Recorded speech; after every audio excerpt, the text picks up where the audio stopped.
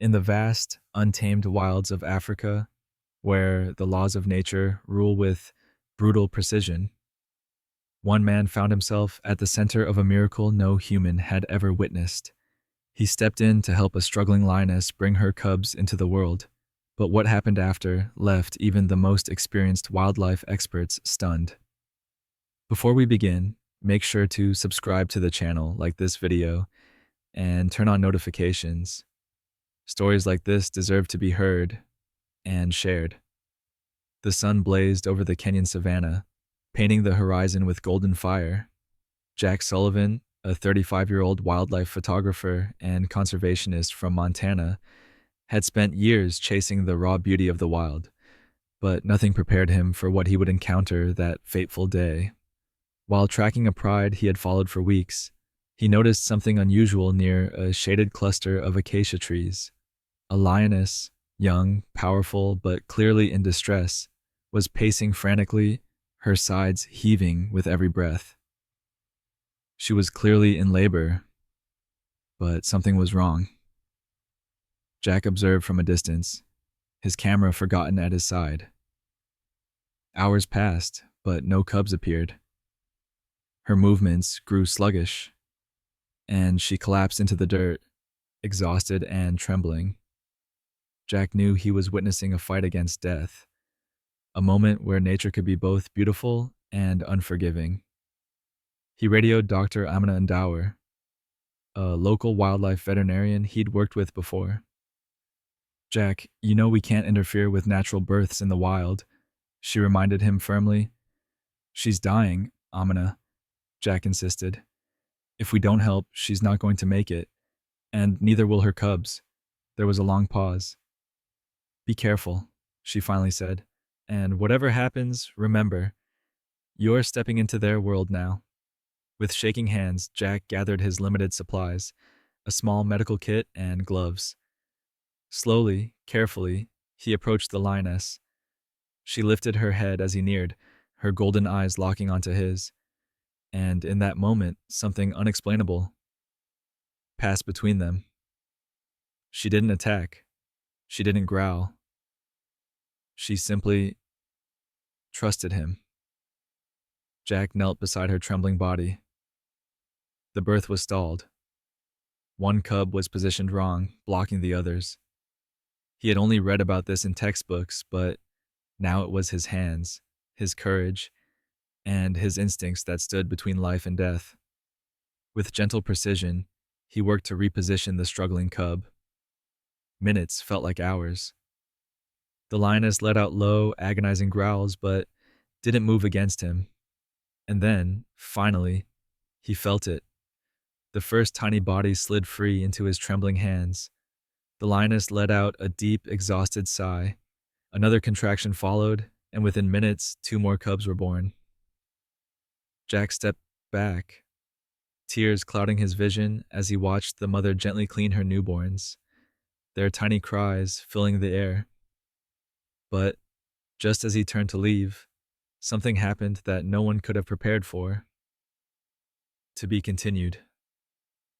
As Jack slowly backed away, his heart still pounding from the adrenaline of what he had just done, a sudden bone-deep growl rolled across the plains. He froze.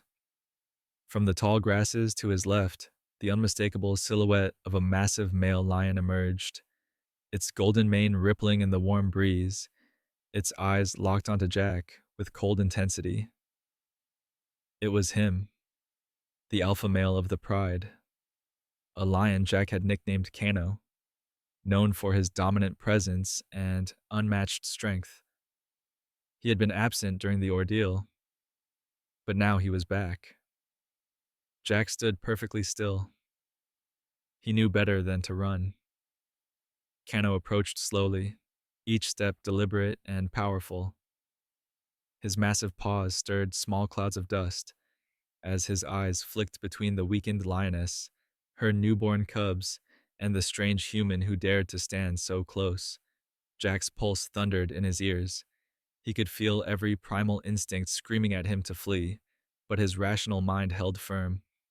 Kano drew closer, just a few meters away now. Then something utterly unexpected happened.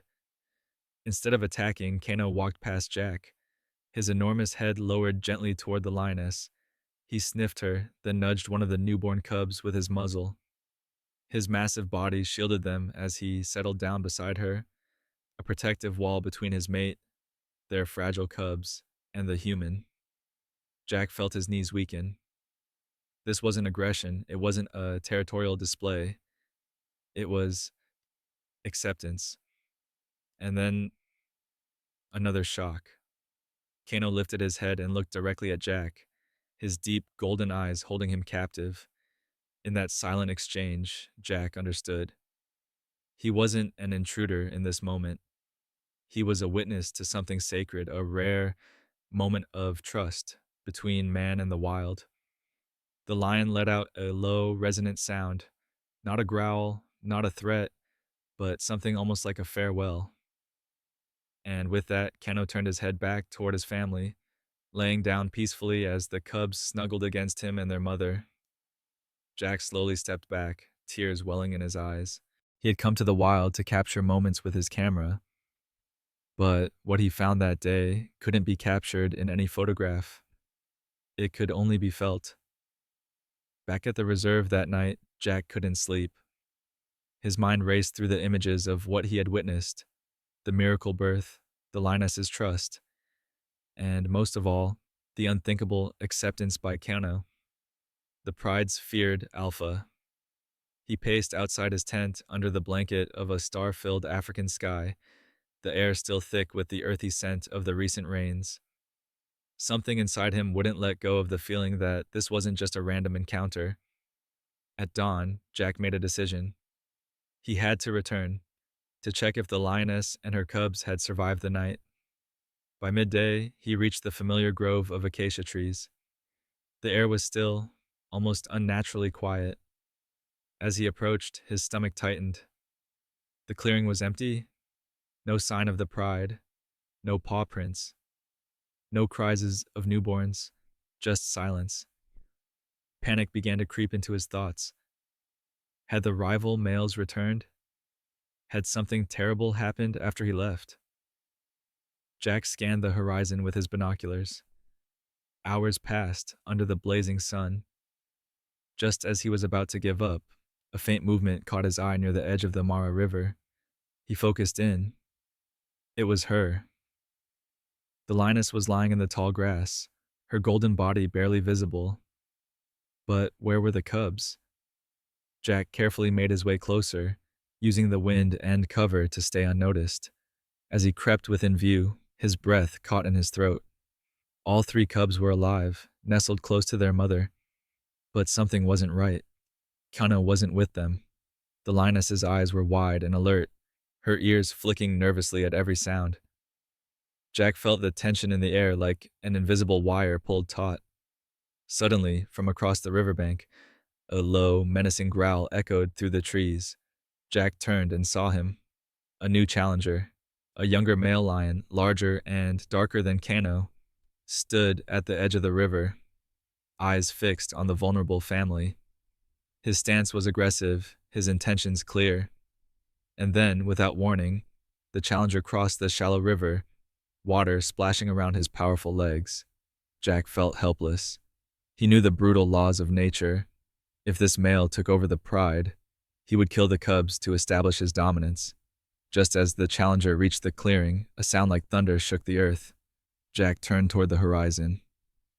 There, standing tall against the burning sky, was Kano. Bloodied, battered, but alive. With a roar that seemed to make the ground tremble, Kano charged forward, a force of nature determined to protect his legacy. Jack stood frozen, knowing he was about to witness a battle for life and death, one that would decide the fate of the cubs he had fought so hard to save. The earth itself seemed to vibrate under the weight of Kano's charge. His massive body moved with a power and purpose that defied his injuries. Blood streaked through his thick mane, yet his eyes burned with the fire of a king who refused to fall. The challenger hesitated for only a moment. He had youth and strength on his side, but he lacked what Kano carried in his very bones: experience and the heart of a warrior with something left to protect. With a deafening roar, Kano lunged. The two lions collided in an explosion of power and fury. Dust and fragments of dry grass filled the air as claws slashed and jaws snapped. The sounds of their struggle echoed for miles. Raw, brutal, and terrifyingly primal. Jack stood motionless behind the tall grass, his camera forgotten, his hands clenched into fists. He could barely breathe as he watched nature's most ancient law unfold before his eyes. The lioness, though weakened from childbirth, rose to her feet and positioned herself between the cubs and the chaos, her own low growl rumbling through the air like a vow. The battle raged on, and for a moment, it seemed as if the younger lion might overpower Kano. The challenger pinned him to the ground, his powerful jaws aiming for the final fatal grip. But then, against all odds, Kano's eyes flashed with one last burst of defiance. With an explosive surge of strength, he broke free and struck back with a devastating swipe of his massive paw, his claws catching the rival across the face. The challenger stumbled backward, blood pouring from a deep gash above his eye. He looked at Kano one last time, now standing tall and unmoving between his family and death, and understood. This was not the day for a new king. With a growl of frustrated defeat, the challenger turned and disappeared into the tall grass, his pride and his challenge left behind. Kano stood motionless for a moment longer, every muscle tense, his chest heaving. Slowly, he turned back toward his mate and cubs. The lioness lowered her head in silent recognition, and their cubs pressed against their father's powerful legs, safe for another day.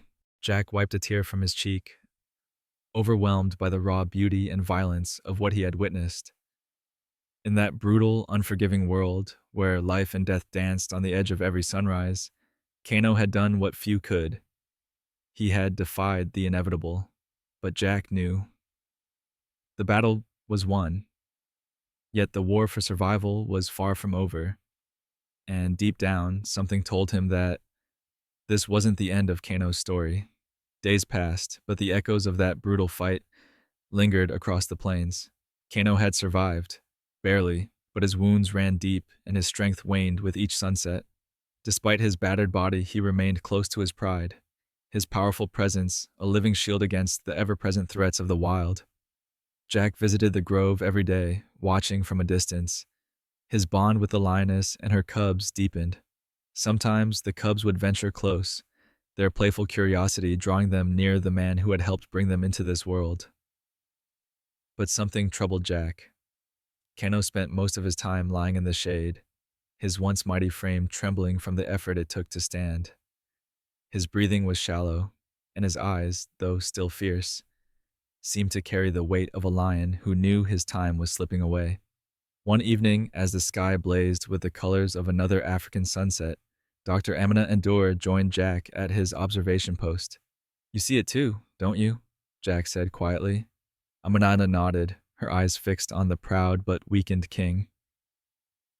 "Kano fought his final battle that day," she said gently. "He protected his legacy. But lions, they know when their time has come." Jack swallowed hard, his chest tightening. "But if he dies, what happens to the cubs? To the pride?" Amina turned to him, her expression both serious and hopeful. "That depends on us, Jack. Nature is cruel, but we have the power to ensure his legacy survives. There's a protected reserve, far from rival males, far from poachers.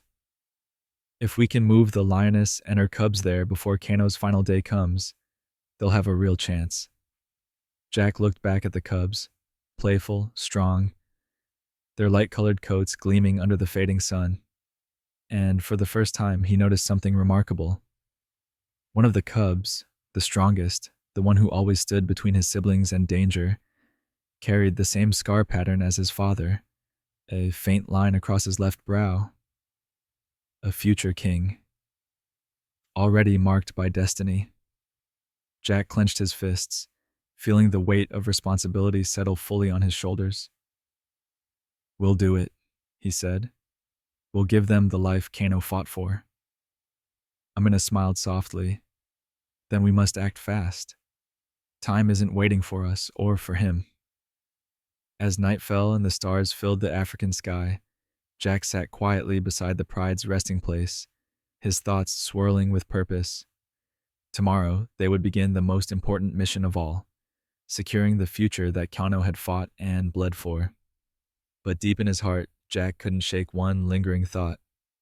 Would Kano live long enough to see his legacy secured? Or would his final moments be spent watching his family disappear into the unknown? The next morning, the savannah seemed quieter than usual. The usual chorus of birds and distant roars was replaced by a heavy, almost sacred silence. Even nature itself seemed to understand the weight of the moment. Jack stood near the transport convoy at dawn, the sky painted in soft gold and pale blue. Today was the day they would relocate the Lioness and her cubs to the protected reserve. Rangers and wildlife experts moved quickly but carefully, their every movement precise. There was no room for error. But Jack's heart ached with a silent question. Would Kano understand? Would he live to see his family safe? Before the operation began, Jack made his way one final time to the clearing where Kano rested. The great lion lay beneath the old acacia tree, his body weak, his breath shallow but calm. He looked toward Jack as he approached, those familiar, knowing eyes still holding the fire of a king. Jack knelt a few feet away, his throat tightening. You did it, old friend, he whispered. You kept them safe. Now it's my turn. Kano blinked slowly as if acknowledging Jack's promise, and then something extraordinary happened. With a final surge of strength, Kano rose to his feet. His legs shook, but he stood tall, his massive frame silhouetted against the rising sun. He walked slowly, one heavy step at a time, toward the open plains where his lioness and cubs waited near the vehicles. The lionesses parted respectfully as he approached. Kano reached his family and nuzzled each of his cubs gently, his massive head brushing against their small bodies. His mate pressed her forehead against his, a silent, heartbreaking farewell. Jack felt tears roll freely down his face. He realized that Kano had summoned the last of his strength for this moment, a final act of love, a final act of courage. The cubs were carefully moved into open transport platforms, the lioness following closely, her eyes never leaving Kano until the very last second, and as the vehicles pulled away toward the safety of the reserve, Kano stood alone, his majestic figure outlined against the endless horizon. With the last of his strength, he let out one final roar, a sound that echoed across the plains, a farewell, a blessing, and a legacy etched into the heart of the wild. As the sound faded and silence returned, Kano collapsed peacefully under the acacia tree. And with that final breath, the king was gone. But his story, his bloodline, would live on. If this story touched your heart, remember, true strength isn't measured by how long we hold on, but by how fiercely we protect what we love.